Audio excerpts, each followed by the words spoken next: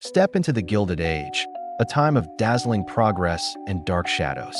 In the heart of Chicago, as the world marveled at the 1893 World's Fair, a man named Herman Webster Mudgett, better known as H.H. Holmes, was building a nightmare.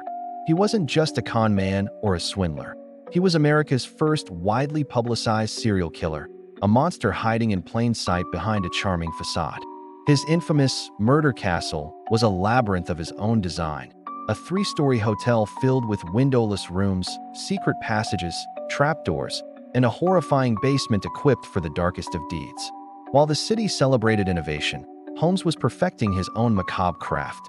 But how does a man who seemingly commits the perfect crimes finally get caught? It wasn't the countless missing persons reports from Chicago that did him in.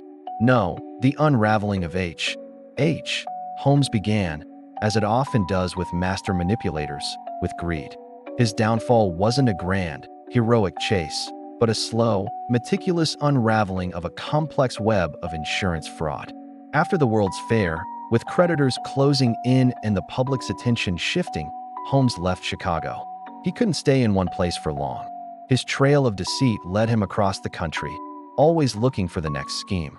His companion in many of these ventures was a man named Benjamin Pittizel, a carpenter who had helped build parts of the murder castle. Pittizel was a loyal, if tragically naive, associate. Holmes convinced Pittizel to participate in a life insurance scam. The plan was simple, or so it seemed. Pittizel would fake his own death, his wife would collect a $10,000 policy, and Holmes would get a cut. To execute the plan, they traveled to Philadelphia. Holmes was supposed to find a cadaver to substitute for Pittizel, but Holmes had a more sinister idea. Instead of faking the death, he made it real. He killed Benjamin Pittizel, disfigured the body to make it look like a lab accident, and then, with chilling composure, identified the body as Pittizel's to the authorities. He successfully fooled the insurance company, which paid out the claim. This is where Holmes's arrogance became his biggest enemy.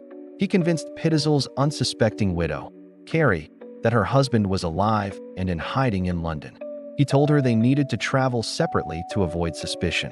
Trusting him, she handed over 3 of her 5 children, Alice, Nellie, and Howard, into Holmes's care.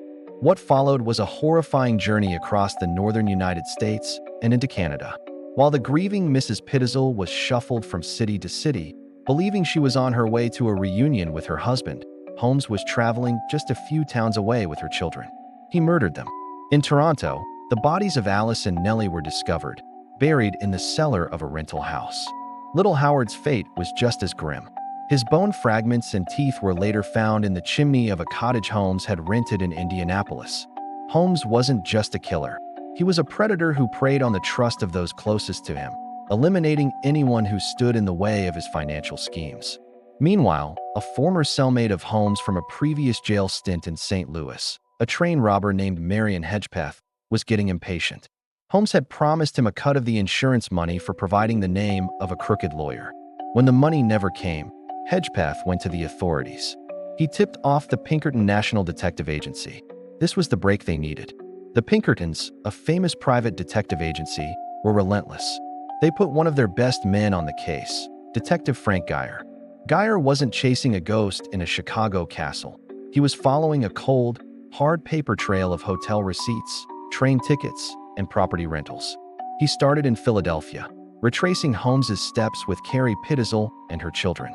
Detective Geyer's investigation was a masterclass in patient, methodical police work. He traveled thousands of miles, piecing together the timeline of that tragic journey. He followed the trail to Indianapolis, where he discovered the remains of Howard Pittizel. From there, his search led him to Toronto. It was there, in a small house on St. Vincent Street, that he made the gruesome discovery in the cellar: the bodies of the 2 Pittizel girls. Geyer's discoveries turned the manhunt for an insurance fraudster into a desperate search for a child killer. The news spread like wildfire, painting a terrifying picture of the man they were after. While Geyer uncovered the fate of the Pittizel children, other Pinkerton agents were hot on Holmes's trail. They tracked him from Vermont to New Hampshire and finally to Boston. On November 17, 1894, the chase came to an end. H.H. Holmes, the master of disguise and evasion, was arrested in Boston, Massachusetts. He was initially cooperative, almost nonchalant, seemingly unaware of the extent of Geyer's discoveries. He probably thought he was only being arrested for the insurance fraud in Philadelphia. He had no idea that the foundation of his dark empire was crumbling. When the news of the children's murders reached him, his calm demeanor shattered. The evidence was overwhelming. While in custody, his story constantly changed. He confessed, then recanted, then confessed again, each time with a different version of events, a different number of victims. He claimed to be possessed by Satan. He sold his confession to the Hearst newspaper syndicate, a sensationalist account filled with lies and exaggerations, further cementing his place in the public's imagination as a diabolical figure. His trial focused solely on the murder of Benjamin Pitezel, as it was the case with the strongest evidence. The circumstantial evidence, including the testimony of Carrie Pitezel and the findings of Detective Geyer, was damning.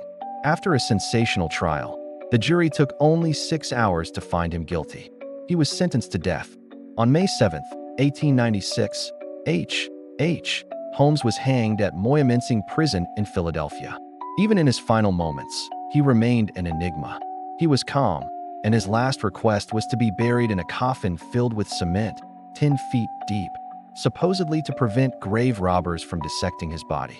Was it a final act of control, or was he terrified of receiving the same treatment he had given so many of his victims? The story of H.H. Holmes's capture is a powerful reminder that even the most cunning criminals eventually make a mistake. It wasn't the elaborate traps in his murder castle that led to his downfall, but a simple, greedy insurance scam. And it was brought to light not by a flash of genius, but by the tireless, painstaking work of a detective who refused to give up on 3 missing children. Holmes built a fortress of secrets, but in the end, it was a trail of paper, a scorned accomplice, and his own insatiable greed that brought the walls of his castle and his mind crashing down. Thank you so much for watching. If you found this journey into the mind of a killer fascinating, be sure to hit that like button and subscribe for more deep dives into history's most compelling mysteries. See you in the next video.